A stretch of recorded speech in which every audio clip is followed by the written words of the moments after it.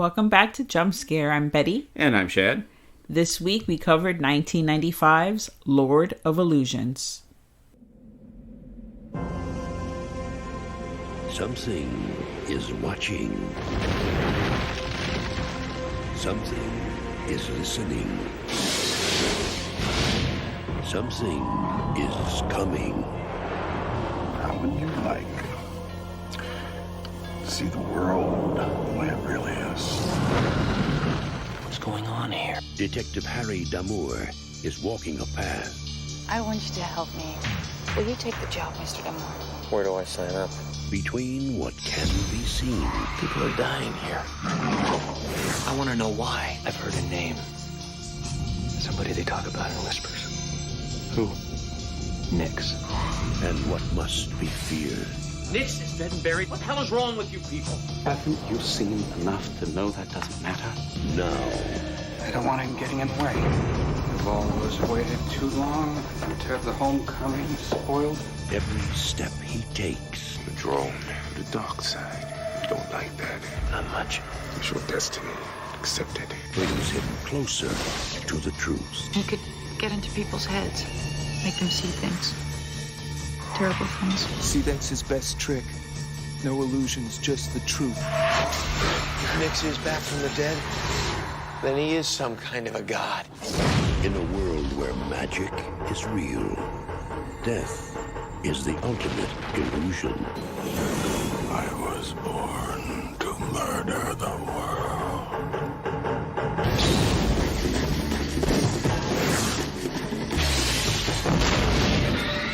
Are you ready for my wisdom? It's not real. Stop looking! You want to come with me, Damour? I've got so much power to give you. All you have to do is beg. ... I was going to say 1995. I can't even... I know I saw movies during that time, but I can't even like pinpoint exact movies. If I look it up, I'll be like, oh yeah, sure, I did see that. And I do have a album of tickets from like 1994. May have like one or two tickets that I saved, movie tickets, until like 20 probably 14, where I have like all the movie tickets from all the films that I saw. I have it like in a little scrapbook thingy, like one of those like acid. They don't even make those anymore. I went looking for one. It's like the sticky page. Oh yeah, I know what you're talking about. They just have like the plastic sleeves that you just slide stuff into, or just like the regular like brown paper. Well, because those things were terrible. After a few years, you could never get the shit out. It was always glued there permanently. Yeah, but it's perfect for them tickets though, and yeah. It keeps the tickets like the actual, like the date and stuff on a lot of them. Yeah, it doesn't you can fade still like some see of it. Yeah, them. Some of those thermal printers are better than others in the theaters, and so some of them lasted longer than others. Yeah, for real, because I have some tickets where it's just like literally paper, and you can't. It's just a blank ticket. You can't see anything. But I'm like, whatever. This could have been something amazing. Well, this film I did not see in the theater. Did you? I did. Because, of course, you know, I'm a Clive Barker fanatic, so anything that had his name on it, I was right there first day in line, like, yes. So this short story... The short story is called The Last Illusion, it's based off of, and it's really... The movie shares some characters in common with it, but the story is pretty different. The story itself is about the magician Swan who dies, and you discover that he had made a deal with the devil for his magical powers. And if his body isn't claimed by the devil by midnight, he gets away. He gets out of the deal. So he hires the detective, Harry Damour, to make sure his body isn't taken by the devil. And you also find out that his servant in the story that you thought was human was a demon. They never really got into that in the movie. But the story's pretty short, but it's pretty good. You know, it's just basically a basic thing of he's got to fight the demons until midnight. He keeps them away. But like I said, other than that, that's all it has in common with the movie is the names of the characters. He's a magician. That's it. Wait, isn't the bad guy's name Nix and the good guy's name Swan? Yeah.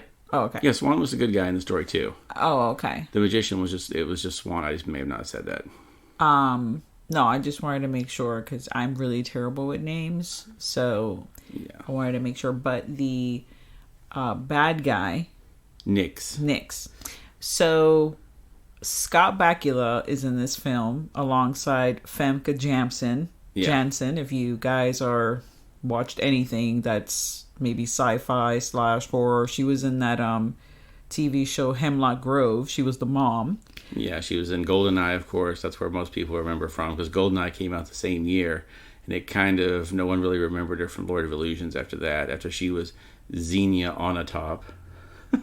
Wow, Xenia Onatopp. Okay. Yeah. And then the majority of other people are from X-Men. Yep.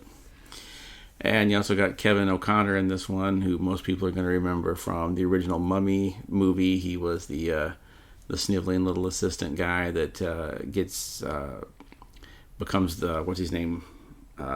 Emotep. He becomes his servant. Oh, yeah. This is cursed. He was obsessed with things being cursed. So Scott Bakula, that was a weird... So this is like, how... Okay, so let's go back to how you think this casting occurred, because he hadn't been... I'm not really sure, because remember, I was a certain young age at this point in my life. So, and throughout the, Scott Bakula was just coming off a Quantum Leap at this point. That's what I was going to ask. Quantum Leap. I think he was looking to try and do something a little edgier so that people would think of him not so much as, what's his name from Quantum Leap? Now, this character that he's playing, Damore, is he a recurring character within the Clive Barker universe? Yeah. He's, other than Pinhead, he's probably the only character that recurs a lot in Clive Barker's stuff. He first appeared in that Last Illusion story, and then he was in another short story called Lost Souls, and he shows up at the end of the novel The Great and Secret Show, and then he's in the sequel to that called Everville. He's in the entire book. And then in the most recent one he was in is when Barker did the story called The Scarlet Gospels that finishes off the whole Pinhead story. D'Amore is in that one. He's helping the characters in that go to hell and try to kill Pinhead. Wow. Okay. Well, how does he get caught up? I mean, this has nothing to do with the film, but I have to ask. How does he get caught up in that whole, universe? Why is he... Because in the film, he's kind of already in the occult, solving cases or, interested in it. It was the same way in the books. They had mentioned that they had gone to him in the original story just because he'd been involved with things like that in the past. And by the time you get to the Scarlet Gospels, he's been through all kinds of shit, because I don't know if you've ever read The Great and Secret Show. It's a very... two guys basically working at the post office discover a whole bunch of letters in the dead letter office with secret knowledge in it. They end up becoming non-corporeal beings fighting across the United States, and they eventually crash into a lake, and then the women that swim in the lake later on, the young girls, all become pregnant, even though none of them had sex, give birth to children that have special power. It gets really fucking trippy. Okay. And D'Amore gets involved in that. Well, now the film begins where it's 1982, and all these people are in this house out in the middle of the desert. It looks very suspiciously like the Manson house. Yeah, and I wouldn't want to live there, nor do I want to visit anyone that lived there. Or I don't want to know anyone that's ever been to that house. I don't understand. I mean, I know there's a lot of psychological different aspects and reasons why one would be in a cult, but if my cult that I was interested in or that I was in, if I lived in a shitty house where there was shit on the walls and there was sand in my asshole because I live in the fucking desert, and I have a terrible opened area where there's a, I don't know, weird heart, carcass, rib cage, bone looking sacrificial thing in the corner. And don't forget the baboon that's just roaming around the fucking premises. Oh yes, and the fucking baboon. If those were things that were in the house that I lived in with my cult, I feel like there would have been a moment where I was what am I doing with my life? what the fuck is this? Why am I in this situation? Everyone that is a part of this cult is fucking insane. Actually, let me just go, before we get into that, I just want to tell everyone, I despise this movie. This movie, watching this film actually made me like reevaluate who I am as a horror fan. And if I wanted to tell the 5 people that are listening to this podcast, do I like Clive Barker? I don't know. I don't know if I like him or not. I love Hellraiser 1, 2, 3. And I love the novel that he wrote, Weave World, which is horror-esque. It's not really horror. I would say it's more... It's kind of a horror fantasy horror. Fantastic novel. But I'm not a fan of anything else that he's done. I found this movie to be very... It was like, what was the point of the movie? There's no point. Why are these people so dedicated to this dude? Fine, he can fucking do magic, cool, but the magic's not making me rich. It's not making my boobs bigger. It's not freaking making me intelligent. The magic is not doing anything for me. So why am I following this dude that has a baboon with some weird, ribcage thing in the desert with sand in my ass? And there's like a freaking 12-year-old girl gonna be the sacrifice later on in the fucking ceremony, all like tied up in the corner. What am I doing? It's the same with any of these cults. Why did anybody follow? Why did they follow Manson? Manson wasn't good looking. He wasn't rich. He didn't have anything going for him, but he just was able. He was charismatic enough to talk these people into doing crazy shit. And it's the same in this, except this guy, besides having the ability to talk you into shit, he can levitate things and do things with his mind. So then you're like, okay, sure, this guy's cool. And then he promises them, like, you will get some of my power when I'm going to make you powerful. I'm going to need servants to do this sort of thing. It's just about their greed.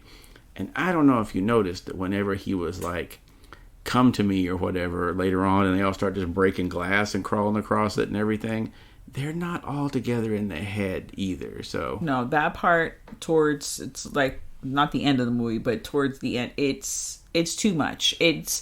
It's like Clive Barker, like to the 100th power. But it's totally Clive Barker because he's all into that, and that shit is wild. Like, you're looking at this, and I was just like, this is fucking nuts. Well, I don't know if you've noticed it, but a lot of the themes of his movies are about, like, harming yourself for fun and pleasure. All the pinheads, that's all the Cenobites, that's all they're doing. Is, they're taking the S&M to the nth degree. And these people are the same way. Well, in this film, just right in the beginning, you get, like, what's happening. And then, of course, like in all things, the evil's defeated.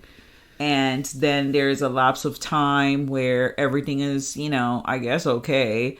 The Swan guy becomes, like, the David Blaine of, like, fucking Nevada. Or wherever the fuck they're at. And they're in LA. They're in LA, okay. He becomes like David Blaine, so he's like mad rich, and he has like the wife or whatever, trophy wife and the big ass house. And then some crazy shit starts happening again. And then I'm just like, okay, that's how Scott Bakula gets involved with a murder investigation. And somehow leads to him and Dorothea, the wife, who's Femke Jamson. And then... Of course, it had been 13 years. Yeah. Oh, 13 years. Because it was 82 to 95. So it wasn't 12 years. It was exactly... 13 years. 13 years. 13 has magic powers. No, I totally get it. So, that's why it was on the 13th year that he had been dead, they were going to try and bring Nix back. Yeah, so... And the question is, was he really dead? Or was he just kept in some sort of, like... like suspended animation or like some kind of terrible state, because they kind of held him down and just screwed a magic mask onto his head and then buried him in a pit in the desert. So was he dead or was he just alive but unable to move? So yeah, they put like the an Iron Maiden mask on his face, and then they were supposed to bury him really deep. Like the description, like if you read like the plot, it's like they buried him extremely deep. Whoever buried him, which was the ex, that's who saves the girl, which are the ex cult leaders, the people that have escaped the cult and come back and say, hey, this shit's crazy, we need to stop this fucking guy. They didn't bury him deep enough. They did a terrible job. Yeah, I would have also poured some cement around the body myself just to be safe. Maybe some, holy water, some crosses, something, anything. I mean, it worked for Sam Neill in The Mouth of Madness with the crosses all over him. I'd give it a try here. Yeah, do better, okay? Because this was the terrible, not well thought out plan. Mind you, of course, obviously, they went in there kind of like guns blazing, no plan whatsoever. That's at least what it looked like. And they did get their heads fucked up a little bit by magic at the end of it. So, maybe they weren't thinking exactly straight when they, buried the cult leader guy. Yeah, the dedication that these people have later down the line, once it's revealed that he's back. Yeah, they all just get a letter in the mail. It's like, Nix is back. Yay, everyone, kill your entire family. Let all the snakes at the zoo loose where you're working. Do whatever crazy shit you feel like doing. And just come on back to the desert. And they all do. To the shit-stained walls and the carcass room. That's now 13 years worse. So yeah, it really stinks in there. It's like, how do you... I mean, hey, that would probably explain later on why they're literally walking on glass and fucking scalping themselves. Yeah, the place is not pleasant to be in. Yeah, because it's just the smell just makes you want to just take your scalp off. Now, this was a scene that was cut from the original theatrical release. They didn't restore this until I think it was on VHS. And some of the other scenes in the movie didn't come back until it was on DVD and Blu-ray. But in the theaters, it was kind of strange because, Nix just shows back up in the desert later and all the cult people are there and you had no idea how they got there. They all just... It kind of lets you wonder, like, did they just wait out there in the desert all this time? Or, what were they doing? And you see in this one, like, the one woman is so intent on this that, she kills her husband, both kids, and just packs up her shit and goes back out to the desert. Which I can see why that was a little intense for them back in 1995, that they probably had to cut that because as soon as Clive Barker rolled up into the rating room, they were like, NC-17. I'm sure before they even watched the movie, they already had the rating ready for that one. They just had to argue about how much they had to cut to get it to an R. Yeah, because he wrote and directed this film. So yeah, and he's known for the crazy shit he's done in other movies. So yeah, they were after this movie from the beginning. I don't even know how they would even let him make a movie because it's like, oh, he went, I don't know, that's us. It's going to look like a freaking 8mm film. Yeah, it's kind of crazy because he's only done he's only directed 3 movies, Hellraiser, Nightbreed, and this. And really, they haven't even done that many adaptions of his stuff after this. There's been a few like straight-to-video adaptions of stories from the Books of Blood and the Midnight Meat Train, but they really haven't done a whole lot after this. Yeah, well, maybe this whole new Hulu thing that's happening in October, the Books of Blood, that's gonna maybe jumpstart something there. I hope so, because I'd like to see... I think the character of Harry D'Amour could work well as like its own series, like investigating cult things. But I don't think Scott Bakula was the right guy for it because he just looks like, every, normal guy. He looks the kind of guy that, puts on a suit and goes to work and comes home, watches, Everyone Loves Raymond and then goes to bed. You need somebody kind of creepy and weird looking, someone kind of strange. And according to the books, you need someone covered in tattoos. But for 1995, just the fact that they even showed that Scott Bakula had a single tattoo in this was probably pretty wild to most people because, the mid-90s, it was still just, the whole tattoo thing was just starting to take off. Well, let me tell you, he was fine. He was fine in the movie. He didn't ruin the movie or anything. No, he wasn't bad. I just think somebody better, like, someone like a little odd-looking, like maybe Guy Pearce from Memento and that would have been better. I was going to say Urich. Skeet Urich. No, I don't think so. No, not Skeet Urich? No. You said someone weird looking. I was the first person about this. Guy Pearce? He's too attractive. I guess I could see. Can it be David Tennant, even though technically he did kind of play an illusionist in that terrible remake I should not speak of? Yeah. No, not David Tennant. Okay, well. You need somebody I think somebody unknown that you didn't really, have any kind of association with would be best, actually. Yeah, well, he did whatever. And Famke Janssen, it's weird seeing her, like, I've seen so many things with her, like, throughout her years, and then going back and seeing her, she just looks so crazy young in this film. I mean, she was young, but, she's, like... so different. I didn't even know that she was in the Bond thing, so I'm gonna have to look that up. I've seen the movie, but it's just like, I don't know, those Bond movies the same. They're all the same. Yeah, And especially like the this one was the first, GoldenEye was the first one they had done in a while, so they kind of fell back to formula on that one in a lot of ways. I love them. They're entertaining, but it's not something that I'm gonna be like, oh, this person was a Bond girl in this movie, or I don't know the details of the films and or the novels. But Clive Barker, I don't know. You said that he directed those 3 movies, and I'm like, and out of the 3, I only like Hellraiser. I also have a very strong disdain for Nightbreed. I don't get it. It's one of those films I need to watch again because I've seen it like 3 times, but I may have fallen asleep one of the times, and then the other times I was just like, I'm throughout the whole film thinking, I don't get it. Well, why is everyone in love with this film? This film is fucking terrible. I can tell you why everybody's in love with Nightbreed. Tell me, I want to know. Why is everyone in love with Nightbreed? Because before that movie came out, all you saw were the pictures of all the creatures that were going to be in it.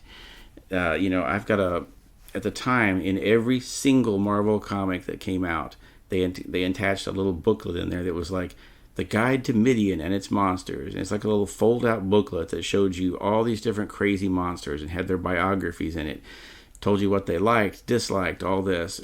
It had all this in it. And then the back covers of a lot of the books were, Nightbreed is coming, Nightbreed is coming. And then you see the commercials on TV, and the commercials on TV play up an entirely different angle of it, And then when you get to the movie, they had edited out a lot of the scenes of the creatures, so they were all just kind of in the background. And a lot of people at the time were kind of disappointed because they're like, oh, where were all the creatures? Later on, when they do like the restored version, you see a whole hell of a lot more of all the creatures. But Barker's stuff is just too weird and intense for like mainstream. He needs to have his stuff needs to go to Netflix or Prime, something like that, where there's going to be like a niche market for it, Yeah, I don't think people are ready. I think that obviously you can't really translate a lot in film because there's a lot of things you just can't do or you couldn't do at the time. So, and his stuff is very detailed, very graphic. There's a lot going on. So you miss, I'm sure, a lot of what he's trying to say in it when you watch films like that. But Hellraiser, I think, got it right on the money. I definitely think Nightbreed and Weave World are kind of in the same world to some degree. Because, I think he likes that, all of those have the whole theme, not so much Lord of Illusions, but there's another world living with our world. Yeah, it's right beside us, but the normal people can't see it. Yeah, and they're either fucking hell spawn worlds, dimensions or whatever, or things that are gonna bring you some kind of pleasure, but not the way that you think. And with Nightbreed, it's kind of like, if you don't fit in, you're a weirdo, you don't belong, you end up in Midian, where all the monsters are at. And it may be not necessarily because of how you look, it's how you act. There's different crazy reasons you end up in Midian. But yeah, that's, that place is right outside town and nobody ever bothered to go out there. Well, it's called Midian. I don't think anyone thought, this is going to be the new nice gated community that I heard all about. So I'm just going to go out there and see what's going on. But my question throughout this whole film was to Scott Bakula, the Moore character. It was just how are you going to go against, he's so fucking gung-ho. I'm going to do this. I get he's a private investigator or whatever, and he has his little dealings with the occult.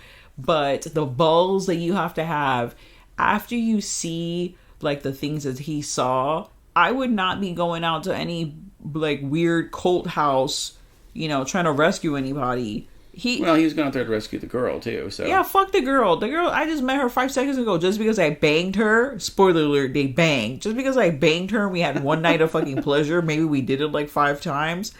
Bye. I can have sex with 20 other fucking girls. Come on. I'm not trying to save this chick. I'm done with you. Bye. I get if they hadn't had sex and then he was I'm going to go out of my way to save her because I want to bang her. He already had done that. I know that sounds really terrible, but let's just get real. It's 1995 in this film, and just a lot of guys think like that. I'm not saying it's right. I'm just saying That shit happens. Well, of course, in the books too, D'Amour has a little bit more abilities than they bothered to show in the movie, because I think they wanted to kind of ease into it, because there's already enough crazy shit going on here. If the private detective has tattoos that alert you to monsters and do different things and uses magic. See, that's fucking pretty dope. Like sigils and shit. That I'm getting into. Like, see, now that's what I'm talking about. Like different things that are not able to translate or they just left out of the book, because I would have thought that they would have made the film better, because it gives the savior some kind of more of an advantage. This is a regular Joe Schmo guy going against this crazy fucking guy and his gang. It's not like the Warriors. They're not going around snapping fingers and fucking singing musicals and doing sling blades. That might be a different movie than the Warriors, but well, they're going Warriors. They're fucking singing. Come on, everyone knows that that's a musical. In the books he has a lot more, like he's covered in tattoos, and he has like all these different tattoos that protect you from different kinds of demons, tattoos that he talks about that itch when certain people are around, that like alert you to certain things. So he has all these like all over him. So, but of course, like I said, in 1995, if they'd shoved a character on the poster that was covered in tattoos, people would have been like, what the fuck is this? This movie's weird. I don't know. And already the movie was, people stayed away in record numbers from this one already. So if they'd done that, it would have been even worse. It actually, in today's standard, it did terribly, but it cost like $11 million to make, and it made like $13.3 million. So it made its money back and then a little extra, which is shocking. Really... Yeah, we're not going to have Avengers numbers, and there's not going to be a sequel. Like, what would the sequel be called? Think about it. I'm going to need a good name. I'm trying to think of a name right now. What the sequel to Lord of Illusions would be called. But Devil's Hole. No. No? Okay. No, I'm vetoing that now. No, you just got to come up with it. Like I said, they were trying to start this off, I think, like as a franchise for the character, but it just didn't take off because they didn't really explore enough of D'Amour's character in it. They didn't really get into that very much as to why he did what he did and why he was... why he kept having flashbacks to different things, and they just need to flesh the characters out a little more, I think. Yeah, I agree. I mean, I know it's a horror film, it's not going to be all deep or whatever, but if you're going to have, like, these characters be going through these heavy-duty, like, things, and there's a cult going on, and there's kidnappings, there's a fucking, what's-his-face, Swan faces death, like, which I was like, that was a waste of time. Come on, guy. If you have some kind of magical power, that means you have to be emanating that, and that can be found by someone else that has magical powers. How much of a hideout? That was the other thing that pissed me off. I was like, so he's hiding out so he doesn't have to like deal with it, or he doesn't have to go against Nyx, but Nyx is going to know you're alive. He's not going to stop. Well, he's just trying to get out of town because him and his servant, which again, if they really wanted to get out of there, they should have him and his servant should have packed up, got their shit, and left. Went to a whole nother city, whole nother country, and hid out. And just told the girl, see ya, and just split and left let's her. go to Germany, somewhere where no one's going to want to go. But yeah, he cared enough about the character Dorothea that he didn't want to leave her behind and have, Nyx come after her, Nyx's servants. Yeah. But so then he really needed to fake all their deaths and just get out of there. Yeah. Well, yeah, just get the passports ready. He had enough money. He could have done something. And then he dies like a punk. So the spoiler alert, Swan. I mean, he, puts his power against, of course, you're going to have like the good guy with the power go against like the, the bad guy. So there's a very underwhelming scene. I felt it was underwhelming. Well, this is another thing that's kind of, the effects and the budget kind of hamstrung this, because I'm sure with modern CGI and effects, they could do a lot better, battle with these guys than they did back at the time. Yeah. Well, I was going to say, didn't Titanic come out in the same year? No, it was 97. Okay. Well, fine. They had a 2-year. I was going to say... They also didn't have Titanic money for this. They did not have James Cameron's money behind this movie. James Cameron was selling like children and everything else to get money for Titanic, and they didn't go that far with this. Okay, touche. I'm trying to think of another film that came out in 95 that isn't as bad as this, but had some graphic things, but all those graphics in those films are really terrible. Cause 90s CGI is not good. Yeah, it isn't good at all. Unless it's Jurassic Park, it's just not good.